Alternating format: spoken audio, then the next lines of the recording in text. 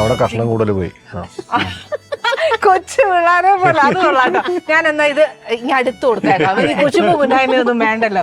അതല്ലേ ഏറ്റവും നല്ലത്. ഇതെന്താണ് സാധനം എന്ന് ആദ്യം പറയൂ.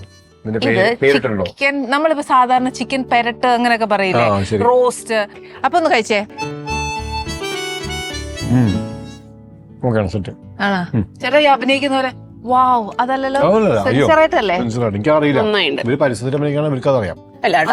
സത്യസന്ധമായി പറഞ്ഞേ അല്ലല്ലോ അല്ലേ?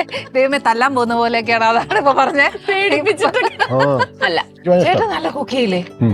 കുക്കിംഗ് ഇഷ്ടല്ലേ? ഞാൻ ഈ കോവിഡിൽ ഇവര് അഭിനയത്തിലോട് തിരിഞ്ഞപ്പോ ഞാൻ പതുക്കെ കുക്കിങ്ങിലോട് തിരിഞ്ഞു. അത് സത്യം പറയൂ, അഭിനയത്തോട് തിരിഞ്ഞപ്പോഴത്തേക്ക് പട്ടിണിയായോ? അങ്ങനെ ചേട്ടൻ പഠിച്ചതല്ലോ കുക്കിംഗ് പഠിച്ചത് കോവിഡ് സമയത്ത് തന്നെയാണ് പഠിച്ചത്. അപ്പൊ ആ സമയത്ത് നമുക്ക് ആരും ഹെൽപ്പ് അപ്പൊ എനിക്ക് ഭയങ്കരമായിട്ട് ഇഷ്ടമായി. കൊള്ളാം, നല്ല പരിപാടിയാ. നമുക്കിങ്ങനെ കുറെ പരീക്ഷണങ്ങളൊക്കെ ചെയ്യാം.